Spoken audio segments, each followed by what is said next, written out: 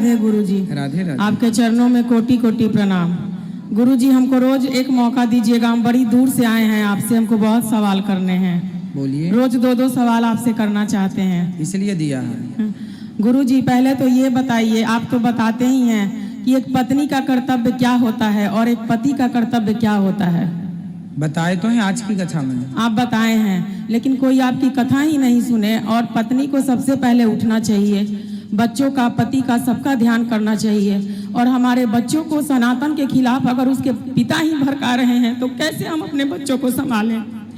कहाँ है आप? वो पिता नहीं, वो तो आपकी कथा भी नहीं सुनते हैं। वो हमको लेके शादी के बाद ना कभी महके आएंगे, ना ससुराल जाएंगे, ना हमारे साथ समाज में जाते हैं, ना अपने माता पिता को पूछते हैं। हम जिंदगी अकेले 11 साल दोनों बच्चे को पालने के लिए महके में रहे। उसके बाद स्वयं हम जमशेदपुर दोनों बच्चों को डेरा खोज के स्वयं वहाँ आए। क्या करते हैं आपके पति? टाटा स्टील में, टाटा माइनिंग में है, उड़ीसा में। अच्छा, तो वो उनको कोई मतलब नहीं, ना हमसे मतलब, ना दोनों बच्चों से। और ऐसा नहीं है कि वो पीते हैं या खाते हैं या किसी और नारी से उनका कोई संबंध है। उनका नशा ऐसा है गुरुजी कि आज तक आप कथा में कभी नहीं बोले, क्योंकि आपको हो सके पता नहीं होगा। कौन सा नशा है? उनका नशा 24 घंटा मोबाइल का है। 24 घंटा उनका बस चले तो लेट बात भी बिना मोबाइल के नहीं कर सकते हैं और बिना खैनी खाए नहीं रह सकते हैं। उनको दुनिया से कोई मतलब नहीं। एक नौकरानी के जैसा हम उनके साथ जिंदगी काट रहे हैं गुरुजी। तो भी मेरे पे हाथ तक उठा दिए। बच्चों को डांटेंगे नहीं, पढ़ाएंगे नहीं। और अगर हम डांटेंगे कि बाबू इतना पैसा लग रहा है, पढ़ो, ये सब चीज नहीं खानी चाहिए, गुरुजी का कथा सुनो, नहीं डांटो, नहीं बोलो, उसके कारण बच्चों को बोलने के बजाय वो हमारे पे हाथ उठा दिए। और ऐसी बात है जो हम पूरे लोग के सामने आपसे नहीं बता सकते हैं। आपकी कथा है जो हमको आज तक जिंदा रखी है गुरुजी। हम उतनी दूर से हम अकेले ही आए हैं, स्टेशन पे छोड़ने तक नहीं आए, 1 रुपया तक हमको नहीं दिए। क्या एक पति का यही कर्तव्य है? और हमको दुनिया का ना कोई अच्छे कपड़े चाहिए, ना गहने चाहिए, हमको बस पूजा का सामान, और पूजा और भगवान ही हमारे लिए सब कुछ है। अगल बगल किसी से हमें कोई मतलब नहीं। तो आपके पति आपसे अच्छे से बात नहीं करते?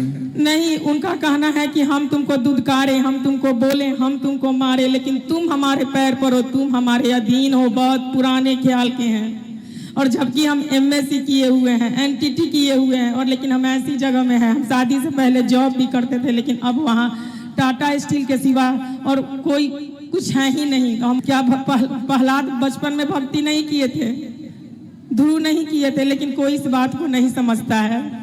हमारा पूरा ससुराल का परिवार ही वही है। हम इतना तक ये थे। ऐसी ऐसी बात है जो हम सबके सामने नहीं बता सकते गुरुजी। बहुत आस लेके हम आए हैं, और हमारे जो गुरु हैं वो नहीं है। हम किनसे अपना बात कहें? मैके में भी कोई नहीं है, बस एक बूढ़ी माँ है, कोई नहीं है। ससुराल में किसी को किसी से कोई मतलब नहीं है।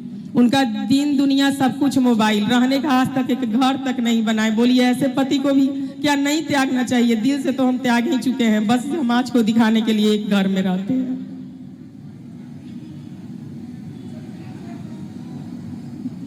पति को समझाया जाए, यही विकल्प है। नहीं समझते हैं गुरुजी। अगर आप उनसे अच्छा से बात भी कभी करना चाहिएगा ना, तो आपके पास से उठ के चले जाएंगे। कभी भी बैठिएगा, बस अपना खैनी बनाने लगेंगे, वहां से उठ के चले जाएंगे। आप ही को गलत साबित कर देंगे। जबकि अगल बगल सारी दुनिया कहती है कि इनकी वाइफ कितनी अच्छी है। ऐसी वाइफ तो बड़े नसीब वाली। अपनी जिम्मेदारी निभाए तो पुरुष को भी अपनी जिम्मेदारियां निभाना चाहिए, है ना? वो एक पिता नहीं, माता शत्रु पिता वैरी, ये न बालो न पाठिता। जो माँ बाप अपने बच्चों को गलत रास्ते पर ले जाएं, जो गलत संस्कार दें, वह माता पिता नहीं, वह दुश्मन है। ऐसा हम नहीं कह रहे। नीतियां, माता शत्रु पिता वैरी, ये न बालो न पाठिता, न शोभते सभा मध्य हंस मध्य वको यथा। तो शास्त्र तो ये कह रहे हैं। शास्त्र ये नहीं कहते कि तुम्हारा पति जूता मारे फिर भी उसके संग रहो। ये तो समाज कहता है कि भाई रहना पड़ेगा। बाकी शास्त्र ये भी नहीं कहता कि छोड़ दो, परंतु समझा बुझा के, जैसे प्यार मोहब्बत से कोशिश।